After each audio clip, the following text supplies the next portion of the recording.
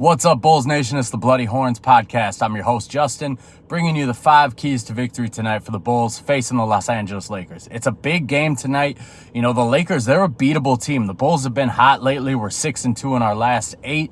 The Lakers, ever since they won the play-in tournament, they look very beatable. I don't know if they blew their wad super early in the year trying to get that play-in tournament victory, but something doesn't look right ever since they hung that banner up. So the Bulls have a good chance to win tonight, and here's 5 keys that are going to help them get it done. Key number 1 is Patrick Williams needs to guard LeBron James every minute that LeBron is out there. LeBron averages about 35 minutes a game, so I need Patrick Williams out there every second that LeBron James is out there. He's really the only guy the Bulls have they can throw at LeBron James, especially with Torrey Craig going down with that injury. Julian Phillips is just not big enough. Dalen Terry brings good energy, also not big enough.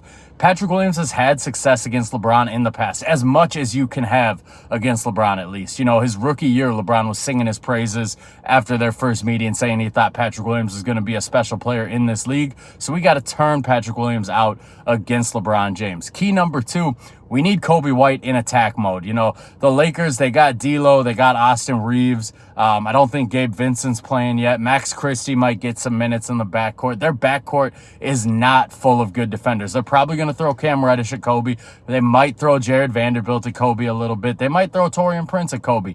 Those 3 guys are all too slow to stick with Coby. The guards are not great defenders. Reeves is a very smart basketball player, but he's not a great defender.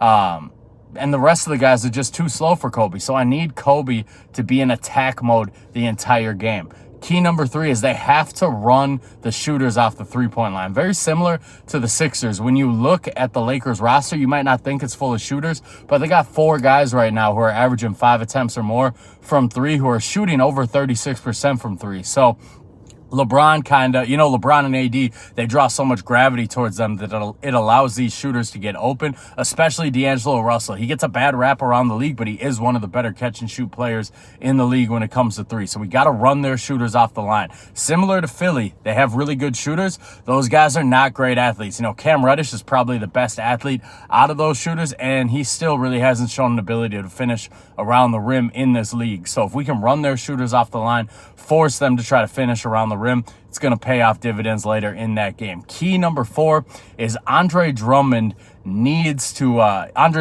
play 15 minutes a game at least. You know, the Lakers lead the league in fouls. They do attack the rim a lot with LeBron and Anthony Davis. Those guys draw a bunch of fouls every game, so Vooch is going to get in foul trouble. The Lakers are also one of the bigger teams in the league, so they will always have a serious 5 on the court for Drummond to guard. You know, Drummond gets in trouble with some of the matchups against teams that don't necessarily play a true 5.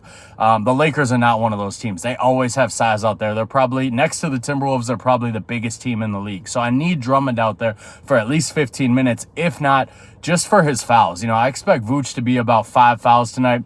Drummond, he might use 5 fouls too. So we need him playing 15 minutes. We need that big body, that rebounding in there. We can't let the Lakers kill us on the offensive glass. And the last key is we need the bench to show up. We really need the bench to hit at least 20 points this game. You know, Javon Carter's looked good recently. He went 4 of 8 from 3 the other day. Dalen Terry's given us good minutes. Caruso, he makes the bench go. But we really need a big showing from the bench. You know, 20 points might not seem like a lot, but there have been a lot of games this year where the Bulls bench doesn't even hit 20 points. So we need the bench to come in and play big minutes and play good minutes tonight. Because the Lakers, the key with them is they actually are a pretty fast team this year. They do push the pace and they rotate through a lot of bodies. They keep a lot of guys fresh. So I expect the Bulls, you know, we're younger.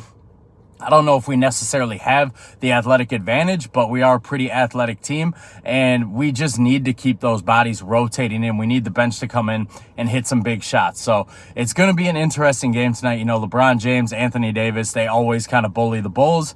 Hopefully tonight we can stick to these 5 keys. We can make it a good competitive game and pull out the win. You know, even if we don't win, I just want to see us be competitive like we were in the Milwaukee game, like we were in the Denver game. If we could show that we're at least competitive, we're taking these teams down to the wire, then, you know, we can really believe that this Bulls team is turning this thing around. So it's a very winnable game for the Bulls tonight.